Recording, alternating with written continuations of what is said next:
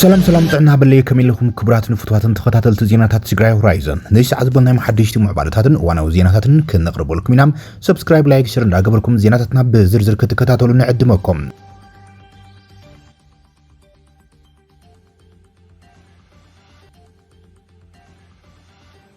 فلما مقاله هو حات زدناقص زتبهاله سرحيت من اسيات تجميروم ابي كلشحن 13 وان جنوسايداو كوينات رمص بزبل استودبه منقسقاس من اسيات انصار وررت حيلታት عوته كم زنبره يزخخر تصبصاب ابت حزي زلنايو بيراوا حدغا دما ابرسه كتما تግራይ مقاله ማእኸሉ ዝገበረም አዝራራቢ منقسقاس ፀረ ግፋ ዕጡቃት ወሓት ከም ሰጀመረ ሰሚዕና ለና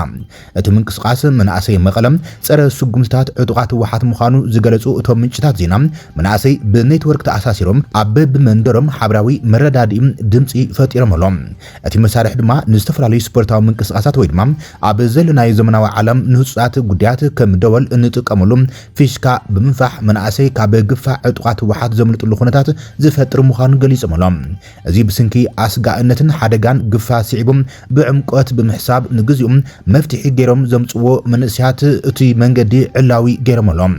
ሓደ ክሪቲካል ቲንከር ወይ ድማ ብዕምቆት ዝሓስብ ሓውና ብዕምቆት ሓሲቡ አንጻር ግፋን ገፈፍትን ሓብራዊ ቃልሲ መንእስያት ንምክያድ ጎስጓስ ምግባር ዕስለነቱ ኣብ ዝብል መደምደምታ በጽሑ ብምባል ዛንታ እቲ ኣጀማምራ ምንቅስቃስ መንእስያት ዝገልጽ እቲ ፍልፍል መተኣኻኸቢ ማለት እውን ንምልክት ሓብራዊ ቃልሲ ፊሽካ ምጥቃም ከም ምልክት ገይሩ ገሊጽዎም ኣብ መላ ዓለም ኣብ ኤመርጀንሲ ወይ ድማ ህጻት ኩነታት ንረዲኤት ንምጽዋዕ መልእኽቲ ንምትሕላፍ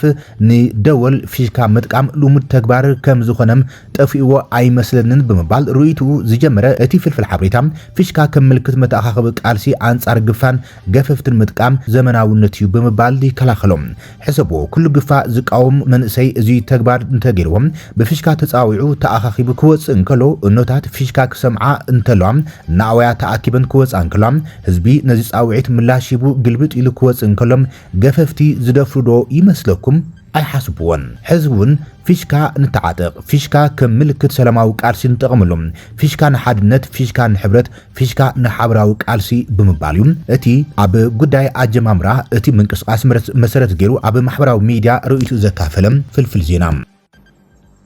ኣብ ሓራ መሬት ዝንቀሳቀሱ ሓይሊ ሰላም ትግራይ ድማ ብገበን ቅትለት ዝተጠርጠረ ውልቀ ሰብ ኣብ ትሕቲ ቁጽር ከም ዘእተው ገሊጾም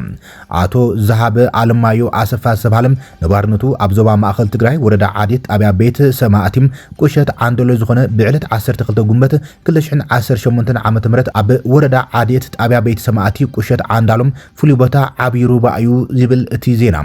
ኣቶ ዝሃበ ንኣቶ ፍቃዱ ኣማረ አብርሃም ብካራ ውጊኡ ዝቆተለ እንትኸውን ብዝፈጸመ ገበን ቅትለት ምኽንያት ተታሒዞም ንሓደ ወርሕን ክልተ ሰሙንን ኣብ ትሕቲ ፖሊስ ወረዳ ዓዴት ኣብ ቀይዲ እንዳሃሎም ብ27 ሰነ 2018 ዓመተ ምህረት ምስ 4 ርእሱ ካብቲ ቤት ማእሰርቲ ክጠፍኡ ክኢሎም እዮም ይብል TPF በዚ ድማ ምጥፎም ዘረጋግጹ ነበርቲ ህዝቢ ዓዴት ምንተ ሰላምን ረሃዋን ምንተ ፍትሕን ርትዕን ዝቃለስ ናብ ዘሎ ሰራዊት ትግራይ ሓይሊ ሰላም ደውሎም እዚ ጥርጥር ክንከታተሎም ብዝሓበሩና መሰረት ብ29 ሰነ 2018 ዓመተ ምህረት ሓይሊ ሰላም ትግራይ ግንባር 3 ኣብ ትሕቲ ቁጽር ኣእትይዎ ክብል ገሊጸሎም ኩሉ ፈታውን ጸላን ክርድኦ ዘለዎም ትግራይ ሓይሊ ሰላም ፍትሕን ርትዕን ምርግጋጽ ምንተ ህዝብን ዓዱን ዝቃለስ ሓይሊ ከም ዝኾነን ኣብ ዝሓለፈ ግዜ ካብ ሽረ እንዳስላሴም ኣብ ልዕሊ ዓርኩም ኣሲድ ደፊኡ ዝጠፍአ ግለሰብ ኣብ ትሕቲ ቁጽረ ውዒና ንፖሊስ ትግራይ ከም ዝረከብና ዝፍለጥ ይብል ስለዝኾነም ሓይሊ ሰላም ትግራይ TPF ናይ ማንም ጥርጡር ገበነኛ መእከብ ዘይኮነስ ውሽጣዊ ባርነት አንገሽግሽዎም ስርዓታዊ ለውጢ ንምምጻእ ዕላማ ተዓጢቁም ዝቃለስ ዘሎ መድሕን ህዝቢ ትግራይ ምዃኑም ብተግባር ዘረጋግጹ ክብልዮም ክፍለ ሓበሬታን ህንጸትን ግንባር 3 TPF ገሊጹ ዘሎም በዚ መሰረት ድማ ሎሚ ዕለት 2 ወርሒ 11 2018 ዓመተ ምህረት ግንባር 3 ሎጂስቲክስን ግንባር መምሕዳርን ምስ ፖሊስ ወረዳ ዓዴት ናይ ርክክብ ስርዓት ፈጺሞምለው ክብል ገሊጸሎም ህወሓት ነቲ ቀዳማይ ሚኒስትር አብይ አሕመድ ኣብ ፓርላማ ዝሃቦ መብርሂ ነጺጉም ህወሓት ነቲ ምስ ሻዕብያ ጀነራል አልቡርሃን ሱዳን ፈጢርዎ ዝተባሃለ ጥምረት ብምንጻግ ዘተኣማምን ሓይሊ ኣለኒ ክብል ገሊጾም ይኹን እምበር ኣዛዚ ሰራዊት ገይሩ ኣብ ቀረባ እዋን ዝመረጾም ጀነራል ሃይለስላሴ ግርማይ ግን ቅድሚ ክልተ ሰሙን ኣብ ደቡብ ግንባር ተረኺቡ ኣብ ዝሃቦ መብርሂ ትማሊ ስትራቴጂካዊ ጸላእትና ዝነበሩ ሓይልታት ሎሚ ኣብ ጎንና ኣሰሊፍና ይመለና ይጠቕሙና ይሕግዙና ኣለዉ ክብል ተዛሪቡ ነይሩ መልሲ ህወሓት ድማ ንመደረ ኣዛዚ ሰራዊቱም ዝቃወም ግብረ ግብረ መልሲ ይህብ ዘሎ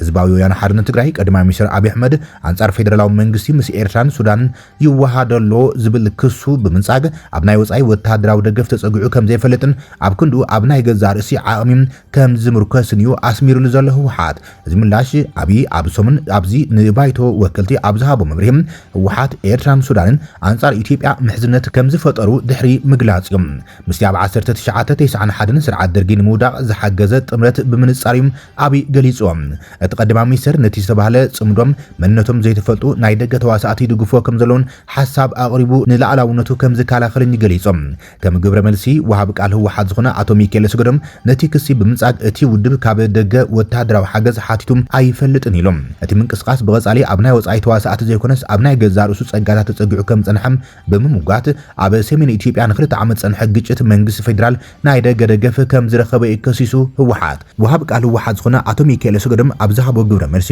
አብይ ንስምምዕነት ፕሪቶሪያ ዝፈረመም ብሰራዊት ትግራይ ስለ ዝተሰዓረ እዩ ክብል ገሊጾም እዚ ስምምዕነት ክልቲኦም ወገናት ወተሃደራዊ ፍታሕ ክብጻሕ ከም ዘይከኣል ብምግንዛቦም ዝተፈጠረ ምዃኑ ዝሓበረ እቲ ወሃብ ቃል ህወሓት ነቲ ስምምዕነት ኣብ ክንዲ ኢድካ መሃብ ዘይኮነስ ሕድሕዳዊ ድርድር ዝፈጸመ ከም ዝነበረ ገሊጾም ነቲ ኣብ መንጎ ህወሓትን ኤርትራን ሱዳን ዝተገበረ ዝበሎ ጽምዶ ክገልጾ ከሎም ጸራብን መጽረብን ብዝብል ውክልናዊ ቃላት ተጠቂሙ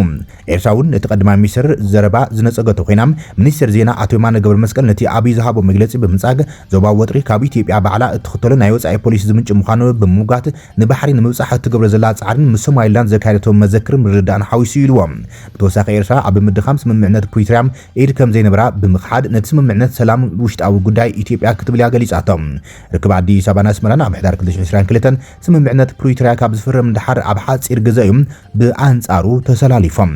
ህወሓት ምስ ሻዕብያ ተላፊኑም ህግደፍ ድማ ምስ ህወሓት ተላፊኑም በአንጻሩ ኣብ መንጎ ሓይልታት ትግራይ ምክፋል አጋጢሙ ገሊኦም ሓይልታት ድማ ንስምምዕነት ፕሪቶሪያ ብሙሉእነት ተቀቢልና ክንቅጽል ኢና ኩሎም ሕተታትና ብመሰረት ስምምዕነት ፕሪቶሪያ ክንምልሲና ብምባል ምስቲ መደራደርትና መንግስቲ ፌደራል ክንቃለሲና ብምባል አዲስ አበባ ኮይኖም ምንቅስቃሳት ይገብሩ እዮም ዘሎም ህወሓት ድማ በአንጻሩ እቲ ስምምዕነት ፈሪሲዮም ስለዚ ምዘዋጸና መንገድታት ቃልሲ ክንጥቀሚና ብምባል ምስ ሻዕብያ ከምውን ብጀነራል ዓብዱልፈታሕ አልቡርሃን ዝምራሕ ሰራዊት ሱዳን ተላፊኑ ኣብ ምንቅስቃስ ይዝርከብ መራሕቲ ህወሓት ምስ ሻዕብያ ይኹን ሰራዊት ሱዳን ተላፊኖም አንጻር ኢትዮጵያ ንምውጋ ይንቀሳቀሰሉ ዝብል ክሲ አብይ አሕመድ ሙሉእ ብሙሉእ ነጽይግወሎም ይኹን እምበር ህወሓት አንጸባሪቕዎ ዘሎ ቋም ላዕለዋይ አዛዚ ዕጡቕ ሓይሊ ዝኾነ ጀነራል ሃይለ ስላሴ ግርማይ ቅድሚ ክልተ ሰሙን ዝተዛረቦ ዝቃወሙ እዮም ህወሓት ኣብ ናይ ባዕሊ ሓይሊ ዝተኣማመን ዋላ ይብል ኣዘዝቲ ሰራዊቶም ግን ኣብ ዝተፈላለዩ መድረኻት ተሓጋገዝቲ ሓይልታት ከም ዘለዎም እዮም ዝገልጹ ዘሎም ጀነራል ወድም ቤተ ወይ ድማ ሃይለ ስላሴ ግርማይ ብዛዕባ ዓለምና ዞባዊ ከባቢያውን ሃገራውን ኩነታት ሰፊሕ ፖለቲካውን ወተሃደራውን ዝርዝር ሓበሬታ ነቲ ኣብ ዞባዶ ትግራይ ግንባር ደቡብ ዝተኻየደ ወተሃደራዊ መድረኽ መብርሂ ሂብዮም መሬትና ሞት ተመዛባላይ ወገንና ይብቀም ጥሜትን ሕማምን ህዝብና ይኣኽሎ ክንዲ ዝበልና ውግእ ደረቲኡኹም ይብልና ኣለዎ ዝበለ እቲ ጀነራል እዚ ኩሉ ግን ንዓና ስለ ዘይገልጽ ከም እንቃልሶን ፍትሓዊ ቃልሲውን ከም ዝዕወትን እዩ ገሊጹ ጸላእትና ንተጋሩ እንተዘየጥፊኦም ወንበሮም ከም ዘይጸንዕ ዝገለጸ ወዲም ቤተ ጸላእትና ንተጋሩ እንተዘየጥፊኦም ወንበሮም ክጸንዕ ኣይክእልን እዩ ዝበለ ሃይለ ስላሴ ግርማይ ንሕናውን ከም ህዝቢ ክንጠፍእ ከይኮናስ ጸላእትና ክነጥፎም ኢና ክብሉ ተሓንዮም ጀነራል ሃይለ ስላሴ ግርማይ ስርዓት ፒፒ እንተዘየጥፊናዮም ላዕላውነትና ኣኽቢርና ክንነብር ኣይንኽእል ኢና ዝበለ ኮይኖም ምስ መላፍንትና ዝበሎም ሓይልታት ኮይኖም ንስርዓት ፒፒ ክነጥፎ ኢና ክብል እዩ ተዛሪቦም እዚ ድማ በአንጻሩ ህወሓት ሎሚ ሂብዎ ዘሎ መብርሂም ንዝኾነ ይኹን ሓይሊ ኣይጸመድናን ኣብ ባዕልና ኢና ንተኣማምን ዝብል ብግልጺ ዝጻረር ርእይቶዮም እዚ ከም ኢሎም ኮለ ድማ ህወሓት ብዓወት ወተሃደራዊ ሓይሊ ሱዳን ሓጎሱ ብደገፍቱ ኣብ ማሕበራዊ ሚድያታት ይገልጽ እዩ ዘሎ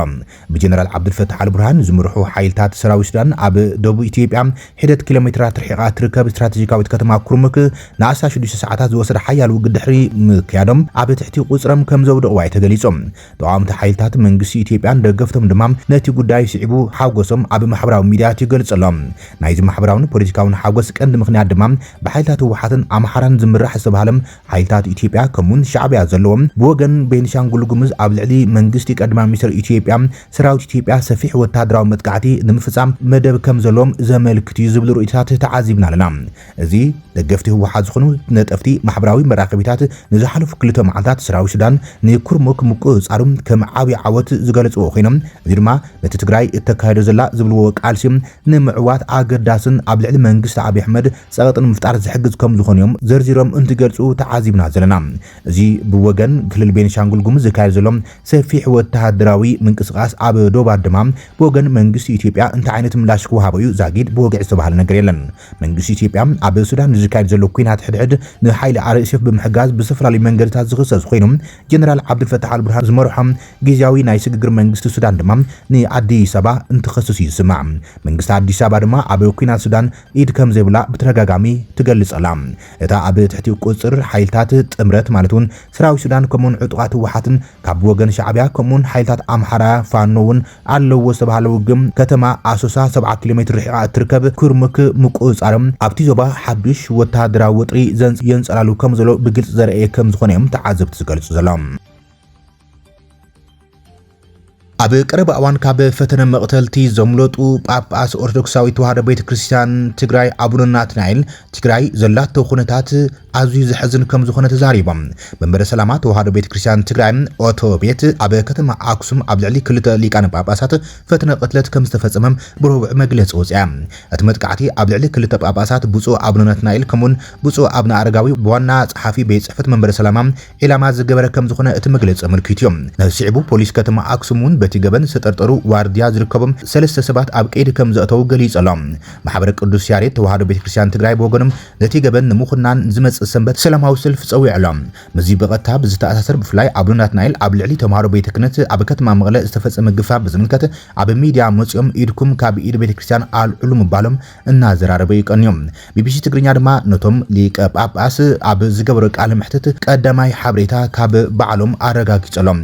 ተኽሲ ናይ ለይቲ 6 ፍርኣን ተኽሲ ሰሚዖም ከም ዝነቕሑ ዝገለጹ ብፁዕ አቡነ ናትናኤል ብዙሕ እውን ደቂሶም ከም ዘይነበሩን በስቲ ተኽሲ ድማ ቀልጢፎም ከም ዝተበራበሩ እዮም ገሊጾም አቡነ ናትናኤል ብሓፈሻ ሰለስተ ጥይት ከም ዝተተኮሰን ኣብቲ ዝነበርዎ ገዛ ዝዓረፈ ጥይት ግን ሓደ ከም ዝኾነ እዮም ገሊጾም አቡነ ናትናኤል ኣብ መብርሂኦም እቲ ጥይት ኣብቶ ናቶም ክፍሊ ዘይኮነስ ኣብ ናይ አቡነ አረጋዊ ገዛ ከም ዝዓረፈ ግን ድማ ምስ አቡነ አረጋዊ ብሓደ ኢና ንነብር ነጸላ መንደቕ ኢና ብምባል ኣብቲ ናቶም መዕረፊ እቲ ጥይት ዓሪፉ ኣብ መስኮት ዓሪፉ ፍርቂ ብሎኬት ነዲዱ እዩ ዝርከብ ሕዚ እውን ሃሂሉ እዩ ዘሎ ብምባል እዮም ምስክርነቶም ገሊጾም አቡነ ናትናኤል ንቢቢሲ ኣብ ዝሃቦ ርእቶም ኣብ ዙርያ መራሕቲ ሃይማኖት ዝግበር ዘሎ ነገራት ክብሎ ዝኽእል ነገር እንተሃሎም እዚ ንመጀመርታ ግዜ ኣይኮነን ዘጋጥም ዘሎ ይብሎም ቅድሚ ሕድታ ዋርሑን ኣብ ልዕሊ ሓደ ኣባል ፈጻሚ ስራሕ ከምዚ ዓይነት ክስተት ኣጋጢሙ ከም ዝነበረም ጥይት ተተኪሱ ተወቂዑ እውን ሕክምና ከይዱ እዩ ድሒኑ ብምባል ገሊጾም ሕዙን ከምዚ ዓይነት ኣብ መንበረ ሰላማ ደረጃኡ ዓብዮም ናብ ልዕሊ ጳጳሳት ኣኑ ይሕሎ ዝበሉ ብፁዕነቶም ስለዚ ምዚ ተታሒዙ አንጻር መንበረ ሰላማ